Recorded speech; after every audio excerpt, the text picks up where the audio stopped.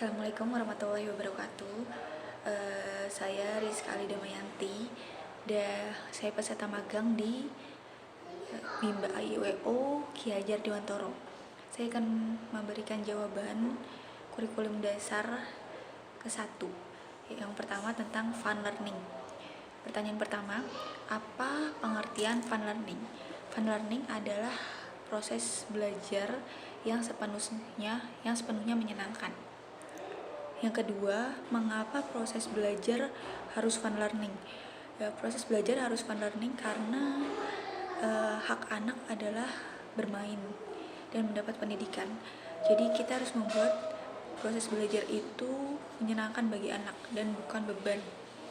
Jadi anak mau melakukan kegiatan belajar dengan sendirinya tanpa paksaan. Yang ketiga, apa tujuan fun learning? Tujuan fun learning adalah untuk menumbuhkan minat belajar pada anak secara intrinsik. Yang nomor 4, apa hukum fun learning di Bimba?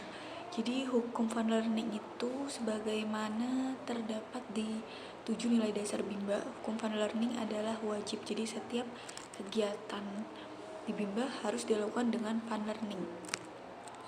Selanjutnya, siapa yang harus merasakan fun learning dan sebutkan alasannya? Yang harus merasakan fun learning adalah anak-anak tentunya. Alasannya karena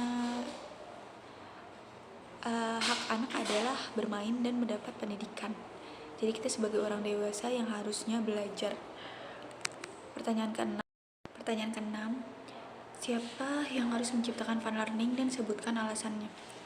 Yang harus menciptakan fun learning adalah kita sebagai orang dewasa yang sadar bahwa hak anak adalah bermain dan mendapat pendidikan, dan kita sebagai orang dewasa berkewajiban untuk belajar, untuk menciptakan suasana belajar yang menyenangkan untuk anak. Pertanyaan ke-7, bagaimana cara menciptakan fun learning? Cara menciptakan fun learning adalah dengan menerapkan small step system dan individual system.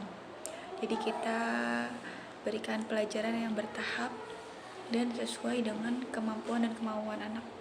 Pertanyaan ke-8, bagaimana cara mengevaluasi anak apakah fun learning atau tidak? Jadi yang pertama kita harus lihat afeksi anak, apakah anak dari ekspresi dan ekspresi wajahnya, apakah dia semangat, apakah tersenyum dan merasa senang ketika kegiatan membimbakan. Selanjutnya, apa dampak yang terjadi bila proses belajar menyenangkan? Nah, ketika proses belajar menyenangkan dan anak tidak merasa bahwa itu adalah beban, maka anak dengan sendirinya mau mengulang kegiatan tersebut. Selanjutnya, apa dampak yang terjadi bila proses belajar tidak menyenangkan? Dampaknya, anak akan merasa bahwa belajar itu membosankan, belajar itu beban, dan anak tidak mau mengulang kegiatan tersebut.